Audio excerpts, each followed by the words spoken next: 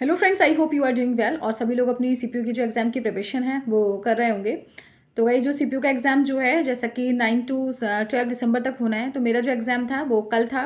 और 9 of December at first meeting में मेरा एग्ज़ाम होना था। तो आज मैं अपना सीपीयू के एग्ज़ाम का रिव्यू दूंगी, ऑनेस्टली रिव्यू दूंगी, क्या क्या सीपीयू का एग्ज़ाम कैसा गया और कैसे कैसे क्वेश्चंस थे। तो आइए देखते हैं। तो सबसे पहले तो फर्स्ट, अब इसमें चेंजेस जो है, पहले क्या होता था, हुआ करता था सीपीयू में जो था, कोई सेक्शन वाइज टाइमिंग मैनेजमेंट नहीं करना पड़ता था, यानी कि पूरा 2 आवर्स देने थे तो वो कंप्लीटली कितने भी सब्जेक्ट को कितना भी टाइम दे सकते हैं, it's depends on you. But now this pattern had been change. अब जो पैटर्न है वो चेंज हो गया है। और अकॉर्डिंग टू न्यू पैटर्न इसमें क्या हो गया है कि सेक्शन वाइज कैटेगराइज कर दिया गया है, यानी कि 30 मिनट्स फॉर ईच सब्जेक्ट, यानी कि रीजनिंग के लिए 30 मिनट्स देने होंगे, इंग्लिश के लिए 30 मिनट्स देने थे, और 30 मिनट्स जीके के लिए देने थे, और 30 मिनट्स मैथ्स के लिए देने थे। चारों सब्जेक्ट के लिए अलग अलग सेक्शन है, टाइम वाइज उसको कैटेगराइज कर दिया गया है। तो ये काफ़ी मेजर प्रॉब्लम हो गई है, क्योंकि कई बार ऐसा होता था, हम जैसे ही मैथ्स में ज़्यादा टाइम ले लेते थे, ठीक है, हमारे जीके में इतना टाइम नहीं कंज्यूम हो पाता था, तो उसका जो टाइम बचता था वो मैथ्स में कर लेते थे। बट अब ये जो है हमारे लिए काफ़ी एक तरीके से चैलेंज हो गया था। तो गाइज, कल मेरा जो एग्जाम था, सेंटर मेरा बरेली पड़ा और मैं देने गई। मेरा फर्स्ट मीटिंग में ही था, यानी कि पहला पेपर मेरा ही था, हमारा फर्स्ट मीटिंग में था, और 9 ऑफ दिसंबर को था, कल हो गया था। थोड़ा लेट हो गई कल, क्योंकि लेट आए थे, तो आज मैं दे रही हूँ। तो गाइस, कैसा कैसा पेपर था अल्टीमेटली। पेपर तो मतलब इतना, जैसे कि compare to C H S L के कंपेयर में थोड़ा टफ ही था। सी एच एस एल थोड़ा इजी ज़्यादा बना दिया गया था, but in compare to C H S L paper थोड़ा ठीक ठाक था, अच्छा लेवल का था, ठीक पेपर था, मैं ये कहूँगी। जैसे कि रीजनिंग के क्वेश्चन थे, रीजनिंग में सी एच एस एल में काफ़ी इजी पैटर्न दे दिया था, काफ़ी इजी क्वेश्चन थे, बट इन सीपीयू एग्जाम इतना इजी नहीं था, लेकिन अल्टीमेटली ठीक था। अगर आप ठीक से इसको ध्यान से पढ़ेंगे तो अल्टीमेट आप क्वेश्चन कर लेंगे। तो देखिए कैसे थे क्वेश्चन। सबसे पहले जो सेक्शन हमारा आएगा, वो सबसे पहले सब्जेक्ट आएगा रीजनिंग का। तो रीजनिंग में 30 मिनट्स देने थे, और 30 मिनट्स में कैसे था, कैसे कैसे क्वेश्चन दे रखे थे। दो तीन क्वेश्चन जो थे वो कॉजेस के थे। हमें एक सेकंड जो था वो दे रखा था, हमें एक सिचुएशन दे दी। अब आपको बताना है कि सिचुएशन का आंसर क्या हो जाएगा, आप अपने अकॉर्डिंग क्या करेंगे। अगर आपको एक काम दे दिया मैनेजर ने, और आपका काम मतलब ये है, दो काम आपको एक ही टाइम पर दे दिए, अब आप कौन सा टाइम करना चाहेंगे, कौन सा काम पहले करना चाहेंगे।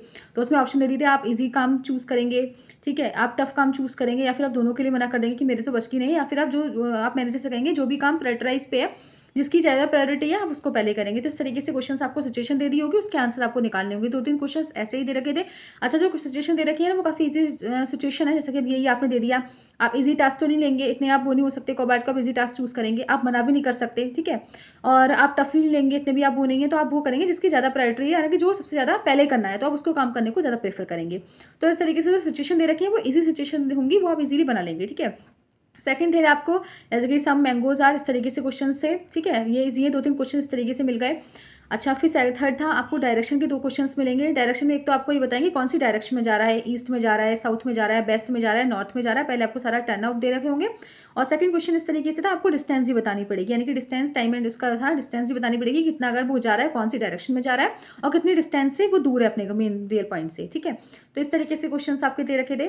थर्ड आपको दे रखे होंगे मिरर इमेज दे रखी है, क्वेश्चन मिरर इमेज का था। मिरर इमेज का एक ही क्वेश्चन दे रखा था कि अगर मिरर इधर राइट साइड में दे दिया है तो इसकी मिरर इमेज क्या बनेगी, ठीक है। नेक्स्ट आपको दे रखा था ऑड इवन, आपको 4 फिगर्स दे दी है, एक ट्राइंगल की दे दी है, एक उसकी दे दी है, रेक्टेंगल की दे दी है, इस तरीके से स्क्वायर की दे दी है, कौन सी फिगर इसमें से ऑड है, इस तरीके से दे दिया। एक बॉबिल का एमर का दे दिया, दो क्वेश्चन दे रखे थे, एक सर्कल में आई बना दी, AIOU, एक के दे दिया था, ठीक है। तो कौन सा ऑड है, तो देखिए आप खुद देख ले, AIO तो हमारे बॉबल्स हो गए, नंबर 4 जो होगा के हमारा ऑड हो गया। तो इस तरीके से ऑड वाले वो भी इजी क्वेश्चन से, ये भी आपके दो क्वेश्चन जो वो बन जाएंगे इजीली, ठीक है। नेक्स्ट क्वेश्चन में दे रखे हैं 4 साइन दे दिया आपको, 4 में से 3 प्लस सब्ट्रैक्ट माइनस का दे दिया, 4 साइन परसेंटेज का दे रहे हैं, इसमें से कौन सा ऑड है। तो आप देखेंगे क्योंकि हमारे 300 साइन हमारे फंक्शन के हो गए, 4 हमारा परसेंटेज डिफरेंट हो गया।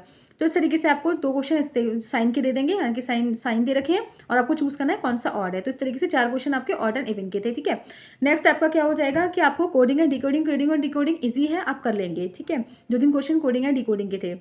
नंबर 4 क्वेश्चन आपका क्या था, एक आपका क्वेश्चन मिलेगा सीरीज दे रखी होगी, जैसे 500, फिर नेक्स्ट 650, इस तरीके से आपको जो जोड़ने वाली है 150 जोड़ा, फिर 200 जोड़ा, 350 जोड़ा, फिर नीचे से आप करेंगे तो उसका प्लस वाली है, डिफरेंस इसके ऊपर है। एक बार में आप डिफरेंस में कंफ्यूज हो जाएंगे। क्वेश्चन मेरा इस तरीके का रह गया था, बाद में मेरा सॉर्ट आउट हो गया, सॉल्व हो गया था, लेकिन वो एक क्वेश्चन मेरा रह गया था। तो क्या है कि जब आप निकालेंगे तो डिफर करेगा, पहले निकालेंगे तो 50, फिर 100, फिर 150, फिर 100, लेकिन लास्ट में जब आप सेकंड वाली सीरीज में निकालेंगे तो आपको पता लग जाएगा कि जो डिफरेंस है वो 50-50 का डिफरेंस हो रखा था।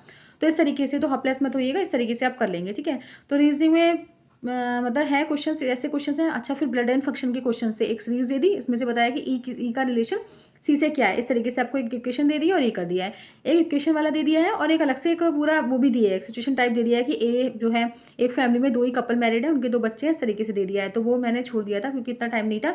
जो आप सबसे पहले क्या करेंगे, जो ईजी क्वेश्चन है पहले उसको बनाएंगे, एक टफ क्वेश्चन के चक्कर में नहीं बढ़ जाएंगे, क्योंकि हमारा पहले क्या हुआ करता था कि हमें टाइम हम मैनेज कर लेते थे, अब टाइम थोड़ा मैनेज करना डिफिकल्ट हो जाएगा। तो पहले मैंने इजी क्वेश्चन जल्दी जल्दी करे, फिर सेकंड राउंड में ही फिर इस तरीके से किए। तो मेरे जो रीजनिंग में जो मेरा बैठा वो मेरे बैठे 42 क्वेश्चन बैठे। एक क्वेश्चन मैं बताया वो रह गया गलती से, तो 43 क्वेश्चन मेरे हो जाते, तो 42 क्वेश्चन मेरे रीजनिंग में हुए थे। ठीक है, अब नेक्स्ट सेकंड आएगा आप लोगों का जीके। जीके करेंगे तो जीके में क्वेश्चंस क्या है, जीके का भी एग्जाम मैं इतना इजी नहीं कहूँगी, जीके का भी ठीक ठाक रहा है, क्योंकि जीके देखिए मेरी तो ऑलमोस्ट इतनी अच्छी है भी नहीं, तो जीके का इतना मैं इजी कहूँगी भी नहीं। जैसे सीएचएस में थोड़ा ठीक था, इसमें जीके थोड़ा वैसा है। हाँ, ऐसे क्वेश्चन मिलेंगे 8-10 क्वेश्चन आपको ऐसे मिलेंगे जो बहुत ईजी होंगे, इस तरीके से जो आपने देख ही रखे होंगे, जो आप कर लेंगे इजीली। ठीक है, और फिर इस तरीके से फिर क्वेश्चन ऐसे हैं जैसे कि फोक डांस के दे दिए, फोक डांस के जैसे कि पदम डांस 4 होते हैं, पदम डांस क्या रिप्रेजेंट करता है, इस तरीके से आपको दे दिया, रिदम क्या है इसकी। ठीक है, इस तरीके से दे दिया। 4 आपको ऑप्शन दे देंगे। ठीक है, 4 प्लेसेस के नेम देंगे, उसमें से बताएंगे कौन सा यूनेस्को के अकॉर्डिंग कौन सा यूनेस्को लिस्ट में नहीं है, तो आपको 4th ऑप्शन मतलब बताना पड़ेगा। एक क्वेश्चन ये हो गया, फोक डांस का दे दिया। ठीक है, और आपको ये दे दिया एक करंट अफेयर्स का क्या था, कुछ तो करंट अफेयर्स रिसेंटली थे और कुछ 2014 का भी करंट अफेयर एक क्वेश्चन डाल दिया था कि कोई करंट अफेयर मतलब 14 का भी था, 2014 से भी रिलेटेड था, तो वो भी क्वेश्चन दे, करंट अफेयर्स भी। ठीक है, और उसके बाद फिर आपका हो जाएगा, हाँ, एक आयरन बेल्ट दे दी, कौन से आयरन बेल्ट कहाँ पर फेमस है, कौन सा डिस्ट्रिक्ट, कौन से स्टेट का, इस तरीके से दे दिया। तो जीके अल्टीमेटली मतलब ठीक ठाक थी, इतना इजी नहीं थी जीके, लेकिन 10 क्वेश्चन ऐसे होंगे, 10-12 क्वेश्चन जो होंगे वो आप इजीली बना लेंगे, बाकी आपको थोड़ा उसमें से स्ट्रगल करना पड़ेगा।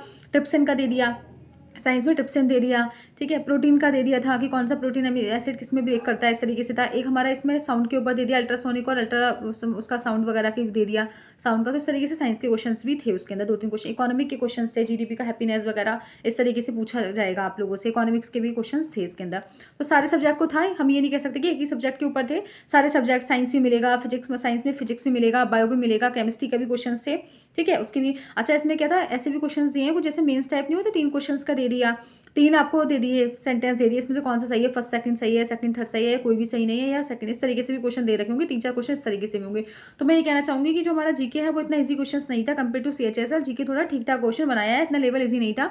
जैसे कि सीएचएसएल के टाइम पे कह रहा था कि पेपर काफी ईजी बना दिया है, बट नाउ पेपर इतना ईजी नहीं बनाया है। ठीक है, अब आता है हमारा थर्ड मैथ्स। मैथ्स ठीक था, जैसे मैंने सोचा था, मेरी मैथ्स कितनी वो नहीं हो पा रहे थे, लेकिन मेरे वहाँ पे मैथ्स में मेरे हाँ, तो जीके में मेरे जो थे वो 28 क्वेश्चन मैंने अटेंड किए और हम 50 में से। ठीक है, अब आया मैथ्स। मैथ्स में मैंने किए 39 क्वेश्चन, 39 क्वेश्चन यानी कि मैथ्स आपका ठीक है, अच्छा क्वेश्चन रहेगा मैथ्स में, आप बस धीरे धीरे वही करेंगे। पहला क्वेश्चन अगर आपको टफ लग रहा है उसको स्किप कर दीजिए, नेक्स्ट सेकंड पर जाइए, मतलब इजी क्वेश्चन पहले प्रेफर करेंगे, देन आप सेकंड राउंड में आएंगे, फिर थोड़े इजी क्वेश्चन देखेंगे, फिर थर्ड राउंड में, 3-4 राउंड में उसको कंप्लीट करना है, एक ही राउंड में नहीं कंप्लीट करने की कोशिश करेंगे, तो पेपर छूट जाएगा। अगर आप एक पे अटक गए तो पेपर छूटने के चांसेस ज्यादा रहेंगे, आपका नहीं हो पाएगा विदिन 30 मिनट। तो इस तरीके से आप मैनेज करेंगे। मैंने भी इसी तरीके से किया, पहले मुझे फर्स्ट इजी लग रहा है तो मैंने इसको उठाया, नहीं लग रहा तो उसको स्किप कर दिया, नेक्स्ट थर्ड पे गई, इस तरीके से मैंने किया। तो थर्ड राउंड में मैंने कंप्लीट किए और थर्ड राउंड में मैंने 39 क्वेश्चन किए थे, ज़्यादा क्वेश्चन नहीं कर पाई, लेकिन 39 क्वेश्चन कर पाई थी मैं। ठीक है, तो मेरा कैसा है, पिरामिड एंड प्रिज्म का हो गया, लेटर सरफेस एरिया निकालना, टोटल सरफेस एरिया निकालना, इस तरीके से दे दिया। कोन एंड कोन के बहुत क्वेश्चंस थे, यानी कि जो आपका surface area, total surface area इतना दे रखा है, तो वॉल्यूम फाइंड करना है, RH दे रखी, मतलब जो भी एक चीज निकाल के फिर आपको नेक्स्ट वॉल्यूम फाइंड करना है। इस तरीके से रेशियो का दे रखा था। एक क्वेश्चन आपका पार्टनरशिप का दे रखा था। ठीक है, और आपके उसके मार्केट प्राइस, प्रॉफिट लॉस के क्वेश्चंस काफ़ी थे, 2-3 क्वेश्चंस उसमें से भी देखने को मिलेंगे। कॉम्प्लीमेंट्री के बहुत क्वेश्चंस मिलेंगे, जैसे कि एक एंगल जो है वो दूसरे का तीसरा है और कॉम्प्लीमेंट्री है, इस तरीके से तो आप निकाल लेंगे x = 3y, फिर x + y = 190 और वैल्यू निकाल लेंगे। तो 2 क्वेश्चन आपको इस तरीके से मिलेंगे। ठीक है, तो इसके काफ़ी मतलब 2-3 क्वेश्चन दिख रहे थे मुझे, इसके कॉम्प्लीमेंट्री वाले 3 क्वेश्चन थे, तो ये कर लेंगे। प्रॉफिट लॉस के 2-3 क्वेश्चन थे, यानी कि आपको दे रखे हैं एक चीज इतने की बेच दी, इस तरीके से भी क्वेश्चन थे। एक आपका मिक्सर एलिगेशन का था, मिक्सर एलिगेशन का आप लोग हाँ उसको भी कर लेंगे, मिक्सर एलिगेशन का हो जाएगा। कॉम्प्लीमेंट्री क्योंकि mixture alligation, pyramid and prism के क्वेश्चन थे, और आपके 2 क्वेश्चन उसके थे एल्जेब्रिक के थे, मतलब सारे चैप्टर्स के आपके क्वेश्चन थे। हाँ, स्टैटिक प्रोबेबिलिटी के नहीं थे, बाकी आपके क्वेश्चन सारे चैप्टर से मिलेंगे। ठीक है, तो मैथ्स का अच्छा था, लेकिन अच्छा हो जाएगा, मैथ्स का इतना डिफिकल्ट नहीं है, अगर आपकी प्रिपरेशन है तो मैथ्स का अच्छा हो जाएगा, इतना मैं इजी भी नहीं कहूँगी, अच्छे क्वेश्चन थे, सोचने वाले क्वेश्चन थे, ऐसे नहीं थे कि आप तुरंत निकाल लेंगे। लेकिन अच्छे थे। आपको एक वो भी था, एंगल का भी था कि आपका एक एंगल दे रखा है, इंटीरियर एंगल का सम इतना दे रखा है, तो आपको साइड बतानी है। इस तरीके से भी क्वेश्चंस थे, ठीक है। तो अगर आपने प्रैक्टिस कर रखी है, सारे चैप्टर्स की रिवीजन कर रखा है, तो आप लोग उसको कर ले जाएंगे। तो सीपीयू का जो मैथ्स का एग्जाम था वो अच्छा था, अच्छे लेवल का था, ठीक था, मतलब इतना ईजी भी नहीं था, लेकिन आप इजीली कर लेंगे अगर आपकी प्रैक्टिस है तो, ठीक है। नेक्स्ट अब आपका आता है इंग्लिश। इंग्लिश में पैसेज भाई वास्तव में वाहियात था बहुत ज़्यादा, मैं उसको नहीं कर पाई। पाँचों के पाँचों क्वेश्चन मेरे छूट गए, मेरे समझ नहीं। एक क्वेश्चन कर पाई थी क्योंकि उसका वो था, किसी चीज़ का शायद सिनोनिम पूछा था, तो वो मैंने कर दिया था। बाकी बहुत बेकार था, मेरे समझ नहीं आया। 4 बार मैंने इसको पढ़ने की कोशिश की, बट मेरे लास्ट तक समझ नहीं आया कि क्या पैसेज दे रखा था, समझ ही नहीं आया मुझे इसका पैसेज क्या था। तो मैंने उसको स्किप कर दी क्योंकि गलत लगाने से कोई फायदा नहीं था, नंबर ऑफ क्वेश्चन ज़्यादा गलत नहीं करने थे, तो मैंने उसको स्किप कर दिया। बाकी आपके एक्टिव पैसिव के बहुत है, डायरेक्ट इनडायरेक्ट के बहुत सारे क्वेश्चंस थे, और आपके होमोनिम वर्ड्स काफ़ी आ गए थे। 3 क्वेश्चन होमोनिम वर्ड्स के थे, उसमें से एक मैंने कर दी, 2 मेरे समझ नहीं आए। चैसल था शायद, चैसल इन्वेस्टिगेट करने का था, एक मेंसा था, वो मेरे समझ नहीं आया। तो होमोनिम्स वर्ड्स आ रहे हैं इस बार, और वर्ड मीनिंग सी सिनोनिम एंटोनिम, बाकी तो जो होता ही है वही था, यानी कि डायरेक्ट इनडायरेक्ट। एक्टिव पैसिव के काफ़ी थे वेटेज, और इनडायरेक्ट इनडायरेक्ट भी काफ़ी क्वेश्चन थे। पैसेज था और ये फिलिप्स वाला था, तो इस तरीके से क्वेश्चन थे। तो मैंने जो किए, इंग्लिश में मैंने 43 क्वेश्चंस किए, रीजनिंग में मैंने 42 किए, मैथ्स में 39 किए, एंड मैंने जीके में 28 किए। तो मेरे टोटल जो थे वो 151 है आउट ऑफ 200। आप देखते हैं, लेट्स सी कि क्या होता है। अभी तो मेरे 151 है, डिपेंड्स ऑन मेरिट और कैसे मार्क्स आते हैं, कितने नंबर ऑफ क्वेश्चन गलत हैं, इस तरीके से। तो मैं यही कहना चाहूँगी, आप सबसे पहले करने का तरीका क्या है, बिल्कुल होपलेस नहीं होंगे, ठीक है। और सबसे पहले जिस भी सब्जेक्ट का आप कर रहे हैं, सबसे पहले इजी क्वेश्चन ट्राई करेंगे। इजी क्वेश्चन करने के बाद पूरे इजी क्वेश्चन, चाहे आपके फर्स्ट अटेम्प्ट में आपके 10 क्वेश्चन ही हो पाए इजी, ठीक है। बिल्कुल टेंशन इस बात से बरी नहीं होंगे, इजी क्वेश्चन करेंगे, क्योंकि धीरे धीरे जैसे जैसे हम क्वेश्चन को सॉल्व करते रहते हैं ना, धीरे धीरे हमारी स्पीड अल्टीमेटली बढ़ती चली जाती है, हम सोचने का हमारा तरीका जो होता है वो चेंज हो जाता है, फिर हमें और चीज़ें भी याद आना शुरू हो जाती है जैसे जैसे हम पेपर करते हैं, ठीक है। अगर आप पहले ही आप डिफिकल्ट क्वेश्चन पर अटक जाएंगे तो हमारा दिमाग इतना शार्प नहीं होता, इतना वर्किंग प्रोसेस में नहीं होता है, इसलिए हम एक पहले ही अटैम्प्ट में हम डिफिकल्ट क्वेश्चन नहीं कर पाते हो, जिस वजह से हमारे और इजी क्वेश्चन भी छूट जाते हैं। सबसे पहले आपका मेन फोकस होगा कि आप इजी क्वेश्चंस को पुट करेंगे, इजी क्वेश्चंस को सॉल्व करेंगे, जो आपने बिल्कुल इजीली कर देंगे उसको करेंगे, ठीक है। नहीं तो स्किप करते जाएंगे। चाहे आपके 5 क्वेश्चन हो रहे हैं, डजंट मैटर, आपको क्या करना है, अगर 5 क्वेश्चन भी हो रहे हैं तो आप 4 राउंड में आएंगे तभी 20 क्वेश्चन हो जाएंगे, और फिर और हो जाते हैं ज़्यादा, ठीक है।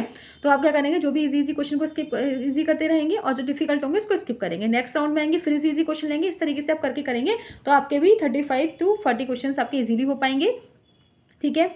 तो ये इस तरीके से पेपर था मेरा। ओवरऑल जो था ठीक ठाक हुआ है पेपर, लेट्स सी अब डिपेंड कैसा क्या रहता है, कैसा होता है, ठीक है। तो 151 क्वेश्चंस मैंने अटैम्प्ट किए, और बिल्कुल टेंशन नहीं लेंगे। अब बिल्कुल ये सोचिए कि अब आपने जो किया है वही आने वाला है, बिल्कुल निगेटिविटी अपने अंदर नहीं लेकर आएंगे, बिल्कुल भी निगेटिव नहीं होना है, पॉजिटिव होकर पेपर करिए। बस अब आपको रिवीजन, अब क्या है, बस आज 11 हो गई, 9 10 हो गई, 12 तक होने, यानी कि 9 10 11 12, ठीक है। तो अभी आपको क्या करना है, जिसका भी पेपर है बस रिवीजन करना है, ज़्यादा तो नहीं बच्चे। अगर आपका 12 में है, 11 में, तो रिवीजन करिए अच्छे से, और बिल्कुल पैनिक मत होइए, फ्रेश माइंड से एग्जाम देने जाइए, आराम से नींद पूरी करके जाइए, रात में जल्दी सो जाइए, और नेक्स्ट डे अच्छे से पढ़ाई करके जाइए, मतलब अच्छे से रिलैक्स होके जाइए, ठीक है। अच्छा ही होगा, अब ये सोचना है, ठीक है। और बाकी परमेश्वर के हाथ में छोड़ दी, जो आपकी मेहनत ही आपने की, अब बाकी भगवान जाने कैसा होता है, अच्छा ही होगा, बस ये सोचिए कि अच्छा होगा, जो होगा वो अच्छा होगा। बिल्कुल पैनिक मत हुई, ठीक ठाक पेपर है, अच्छा पेपर है, करेंगे तो देखेंगे, ठीक है, मतलब कर लेंगे आप अच्छे से, ठीक।